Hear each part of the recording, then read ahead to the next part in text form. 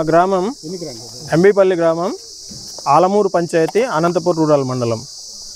మా గ్రామంలో ఉన్నటువంటి ప్రాథమిక పాఠశాలలో ఉన్నటువంటి 3, 4, 5 తరగతులను స్కూల్ రేషనలైజేషన్లో భాగంగా 5 కిలోమీటర్ల దూరంలో ఉన్నటువంటి ఆలమూరు పాఠశాలలో విద్యాశాఖ అధికారులు అనాలోచితంగా కలిపివేశారు.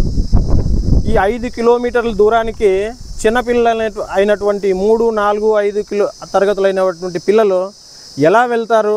ఇక్కడ ఎటువంటి రవాణా సౌకర్యము, ప్రభుత్వ రవాణా సౌకర్యం కానీ, ప్రైవేట్ రవాణా సౌకర్యం కానీ, ఎటువంటి రవాణా సౌకర్యములు లేవు.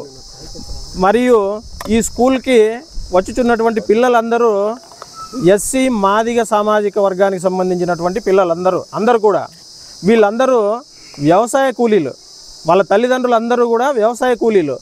వీళ్ళు ఉదయం స్కూల్కి తీసుకెళ్ళి సాయంత్రము ఆలమూరు నుంచి స్కూల్ నుంచి తెచ్చుకోవడానికి ఏమాత్రం వీలు పడదు. ఇది చాలా ఇబ్బందికరమైన పరిస్థితి అని చెప్పి కలెక్టర్ ఆఫీస్లో పోయిన సోమవారం నాడు మేము ఆ గ్రీవెన్స్లో ఇచ్చుకోవడం జరిగింది.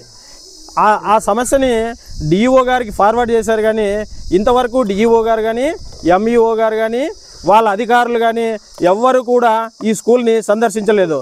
ఈ స్కూలు ఈ 3, 4, 5 తరగతులని ఆలమూరుకు మార్చిన ఎడల ఈ 3, 4, 5 తరగతుల పిల్లలు పనికి పంపుకోవడం తప్ప వాళ్ళ తల్లిదండ్రులకి వేరే గత్యంతరం లేదు.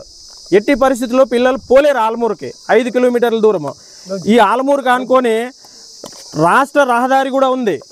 అది త్వరలో 4 వరుసలు కాబోతోంది. ఆ రహదారిని దాటి చిన్నపిల్లలు ఎట్టి పరిస్థితుల్లో వెళ్ళడానికి వీలు కాదు. 5 కిలోమీటర్లు పోయి రావాలంటే ఎట్టి పరిస్థితుల్లో చదువు కొనసాగదు.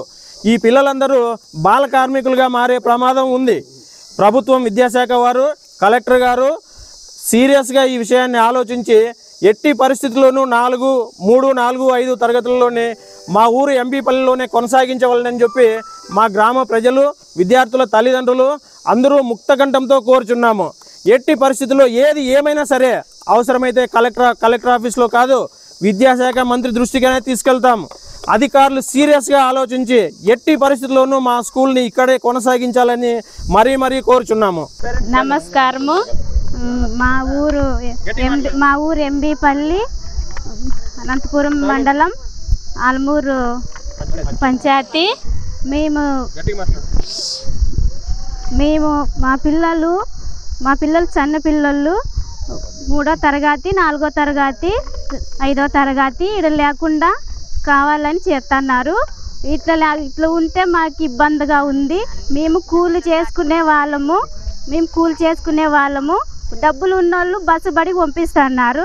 మేము లేకున్న వాళ్ళు మేము ఏం పెట్టి చదివియాలా? మేము కూలిపోతేనే మాకు కుండు కాలేదు, లేకుంటే మా కడుపు కాలుతుంది.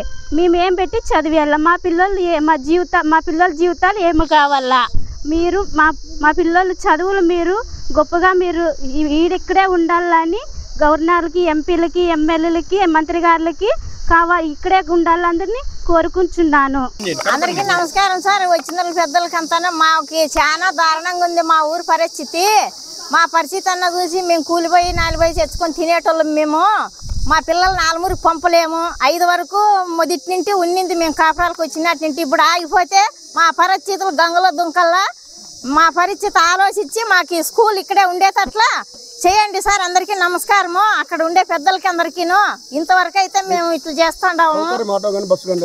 ఏమిడిది లేదు సార్, మాకు సౌకర్యం అనేదే లేదు, ఏకులు లేదు. మేము నడిచిపోయే వాళ్ళమి. ఏదన్నా సంతకు పైన ఏదన్నా అట్లా తెచ్చుకొని తినేటోళ్ళం. అంగిడుగులు లేదు కనీసం. అంటే ఇట్లా పరిస్థితి మీరు బడి లేకుండా చేస్తే మేము బాయిలేకేసుకోవాలా, కూలి పంపించుకోవాలా? మీరే ఆలోచించండి సార్, మాకైతే తెలియదు.